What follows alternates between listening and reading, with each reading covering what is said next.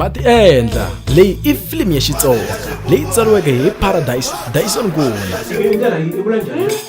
Akhona ake ku tshami la nda chava no murhuma ni ku nyikete lexiya ni ta chava ta ku mena Mehloti a alela nuna wa yena Jack ku teka n'wanasesi wa yena ku ta tshama na vona. Muhumelerisi wa film leyi i Themba Masingi, mudirector wa yona i Lindani Mjezo.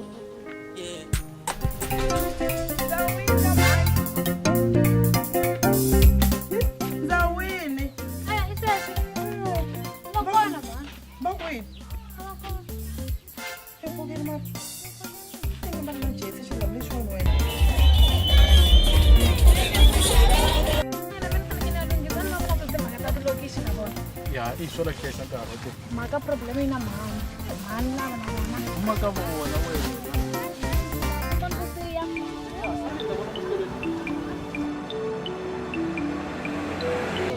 kate. Komen famba pene karo basi sesuai. Mengkaro karo saya pambe basi. Ya, isso aqui ada siapa lagi? Bye. Matanato a ala ya tshama na sesi wa yena Mehloti.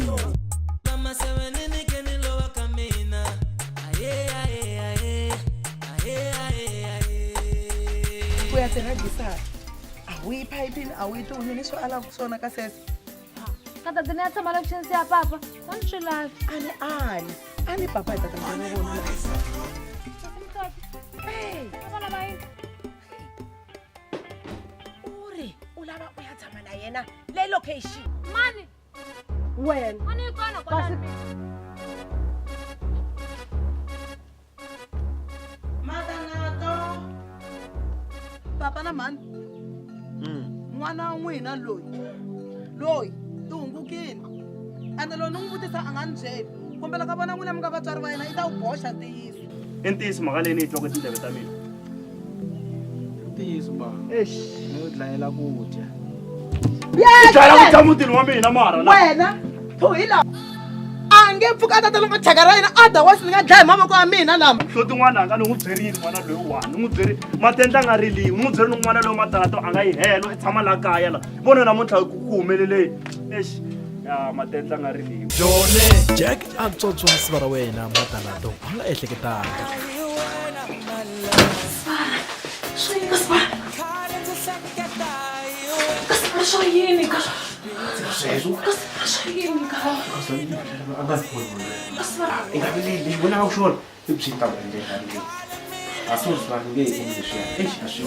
Mehloti a ehleketela ku biha mirini eka Matanato.